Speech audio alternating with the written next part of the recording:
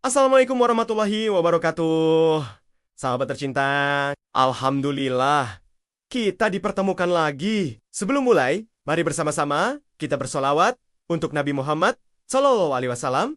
Jangan lupa untuk like, share, dan subscribe, agar kita bisa terus berbagi ilmu. Tinggalkan juga komentar ya, karena saya sangat menghargainya. Semoga bermanfaat. Kali ini saya akan bercerita tentang kisah nyata seorang santri asal Karawang bernama Muhammad Rotib yang usianya baru genap 17 tahun. Selain menjadi seorang santri yang mondok di kampung halamannya, ia bersekolah di Madrasah Aliyah. Baru pertama kali dia menginjakan kaki di Pelabuhan Tanjung Priok, Jakarta. Dia langsung menghadapi masalah besar, berhadapan dengan Bang Amsar, raja para preman di sana, atau yang saat itu disebut jawara. Bang Amsar adalah jawara yang paling sadis, tanpa ampun, ditakuti, dan sombong. Dalam pertarungan itu, jawara sombong itu tumbang dengan satu jurus pukulan yang menggedor dan menghantam dadanya oleh seorang santri yang usianya masih sangat muda. Begini duduk persoalannya. Pagi itu, di dermaga Pelabuhan Tanjung Priok, terasa padat dan penuh semangat. Kapal besar berlabuh, deru mesin terdengar kencang. Para buruh bersiap dengan tali dan derek. Mata mereka fokus penuh konsentrasi. Peti kemas satu persatu diangkat, bergelantungan di udara, lalu diturunkan dengan hati-hati ke truk yang sudah menanti. Sebaliknya, ada juga peti kemas yang diangkat untuk dinaikkan ke kapal yang akan membelah lautan, membawa barang keluar dari pelabuhan. Setelah terlebih dahulu, barang-barang tersebut dinaikkan oleh puluhan buruh angkut pelabuhan. Bau laut dan minyak mesin menyapa hidung, bercampur dengan gemuruh alat berat dan teriakan instruksi. Di tengah kepadatan itu, setiap gerak terasa sangat berarti. Tanda kehidupan ekonomi ibu kota terus berjalan. Pernahkah kamu melihat langsung kesibukan seperti ini? Bagi Rotib, seorang santri muda belia asal Karawang, ini adalah pengalaman pertama kali menginjakan kaki di Pelabuhan Tanjung Priok. Begitu juga Rotib datang ke Jakarta pertama kali. Tujuannya hanya untuk bersilaturahmi dengan pamannya yang biasa ia panggil Mang Nunung. Asalnya, Mang Nunung tinggal di satu kampung di Karawang. Di Jakarta, Mang Nunung tergolong orang yang disegani. Selain dianggap sukses berjualan beras dari Karawang, ia juga seorang jawara. Bapak moyang Mang Nunung juga seorang jawara asal Kadu, Merak, Banten. Muhammad Rotib, sang santri itu, mengaku jenuh tinggal di rumah pamannya tanpa ada yang bisa dikerjakan. Akhirnya, pamannya meminta Rotib mengawal beras dagangannya untuk menuju ke Pelabuhan Tanjung Priok dengan sopir yang sudah berpengalaman dan sangat terampil mengemudikan truk besar bermuatan beras. Setibanya di pelabuhan, Rotib memilih duduk di atas truk yang memuat tumpukan beras. Ia menunggu panggilan dari seseorang yang mengatur barang mana yang harus dinaikkan ke peti kemas untuk dibawa lewat kapal-kapal besar. Dia baru pertama kali melihat begitu kerasnya kehidupan buruh-buruh angkut di Pelabuhan Tanjung Priok. Wajah mereka terlihat lelah dan gesturnya menunjukkan kekesalan ataupun raut wajah menyerah saat barang-barang seberat 50 kg diangkut menuju peti kemas dengan upah yang tak sebanding. Namun, jika tidak dilakukan, tidak ada pekerjaan lain yang bisa dikerjakan di kerasnya kehidupan di ibu kota. Rotib mendapat cerita dari kuli angkut. Tidak semua posisi kapal yang bersandar selalu dekat dengan pintu masuk penumpang. Tapi kali ini, posisi kapal ada di ujung. Para buruh harus melalui jalur perjalanan melewati gedung terlebih dahulu. Tatapan para buruh yang seakan terlihat sangat lelah melirik Rotib dengan pandangan meremehkan karena melihat postur tubuhnya yang pendek dan agak krempeng. Ia mengira dirinya sama profesinya sebagai buruh panggul menuju kapal. Jaraknya menuju pintu kapal sekitar 20 sampai 30 meter lebih. Baru setelah itu sampai di pintu menuju peti kemas yang sudah tersimpan di kapal. Artinya jaraknya cukup jauh dengan barang yang rata-rata berat. Asli berat pisan ya bang? Tanya Rotib kepada salah seorang buruh angkut pelabuhan. Ceritanya, setelah sampai di tangga masuk kapal, para buruh angkut seperti wajib tersenyum harus naik tangga dengan pundak membungkuk. Setelah masuk kapal, mereka juga harus mendapat perlakuan yang kurang menyenangkan. Selain harus membungkuk, terkadang entah iseng atau kebiasaan, pantat atau punggung mereka ditendang oleh para mandor angkut pelabuhan yang diduga anak buah Bang Amsar, jawara pelabuhan Tanjung Priok.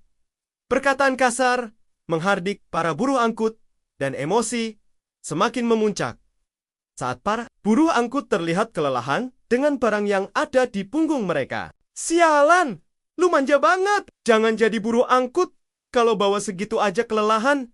Dasar manja, katanya sambil menendang karung yang ada di punggung buruh angkut. Ucapan dan perlakuan tidak manusiawi itu membuat si santri kaget dan hatinya terasa teriris sembilu. Tapi rupanya sesama penghuni pelabuhan bisa mengerti, seakan sudah jadi tradisi di antara para buruh membentak-bentaki orang. Sudah biasa, emosi merembet. Jadi, saling adu bicara saat para buruh bekerja keras hampir seharian penuh hanya mendapatkan bagian upah antara 30 hingga 40 ribu. Namun, pada akhirnya, tidak ada yang berani menawar atau melawan ketidakadilan. Pas-pasan gimana sih? Kira gampang dapat duit di pelabuhan. Tadi saya dengar kok, bos yang punya barang bilang soal upah angkut per karungnya, jasa angkutnya per buah 50 ribu rupiah. Kok cuma 30 ribu? Ya, jangan kegedean motongnya. Bang, harus ada belas kasihan. Begitu cekcok antara buruh angkut dengan Edi Gondrong, anak buahnya Bang Amsar, jawara pelabuhan Tanjung Priok, di depan sang santri yang terus bengong. Menurut saya, itu semua belum setimpal, dan jika dibiarkan, akan menguntungkan satu orang saja, yang akan menjadi penyakit ke depannya. Tersinggung dengan ucapan buruh angkut lelaki berbadan kekar dan berambut gondrong, bernama Bang Edi, matanya melotot, tak banyak beradu argumen. Emosinya semakin memuncak. Rotip yang menyaksikan kejadian itu hanya terdiam dan tak bisa berbuat banyak. Hanya menatapnya dengan penuh waspada. Bola matanya bergulir ke kiri dan ke kanan, berputar mengantisipasi kejadian buruk supaya tidak terjadi perkelahian. Ia ingat betul, pagi itu baru saja tiba di pelabuhan. Lelaki gondrong bernama Bang Edi sudah memintanya jatah uang angkutan yang akan masuk ke pelabuhan. Selain ucapannya yang sangat kasar dan kelakuannya yang petang-petang seakan paling jago, gerakannya mengambil uang seperti merampas, padahal uang yang ia minta jumlahnya 150 ribu. Tapi saat sang santri itu mengeluarkan uang 200 ribu dari dompetnya, uang itu langsung diambil semua tanpa dikembalikan lebihannya. Namun, sang santri itu diam, tidak melawan. Karena sebagai pendatang baru di pelabuhan, ia tidak ingin mencari keributan. Padahal, sebagai santri yang menguasai jurus-jurus silat, ia mampu untuk menyelamatkan uang itu yang direbut secara paksa. Untungnya, selain didik sabar sebagai seorang santri, ia terbiasa dengan perut lapar.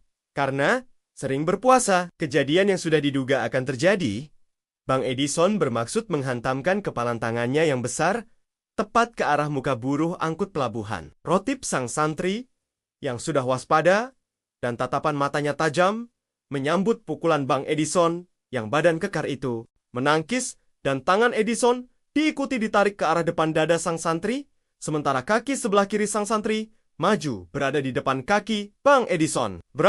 Bang Edison tersungkur, terjatuh, mencium tanah, terbawa oleh tenaganya sendiri. Dari bibirnya mengeluarkan darah segar. Hanya hitungan menit setelah kejadian itu, 7 orang teman Bang Edison datang membantu dan langsung menyerang sang santri.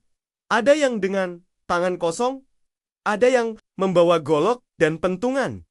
Tapi tak membutuhkan waktu lama, semuanya terkapar dan tak bisa bangun lagi. Kejadian tumbangnya para preman di pelabuhan membuat Bang Amsar, raja preman pelabuhan, marah dan naik pitam. Terlebih anak buahnya yang dikenal garang dan terlatih bela dirinya, tumbang oleh anak muda yang badannya kecil dan kerempeng. Ia bergegas dengan membawa anak buahnya yang lebih banyak lagi, berjumlah 20 orang, segera menuju tempat kejadian perkara. Sebelum Bang Amsar tiba di lokasi, rupanya bersama Rotip sang santri, sudah ada Mang Nunung yang bermaksud menyusul ke pelabuhan Tanjung Priok. Ia kaget dan merasa khawatir dengan keponakannya yang saat itu belum tahu Jakarta, berangkat subuh hingga sore, belum juga pulang. Padahal, jika dia yang mengawal langsung truk beras, tak membutuhkan waktu lama untuk naik ke kapal. Saat ditemui di pelabuhan, keponakannya itu sedang duduk di dekat truk. Padahal,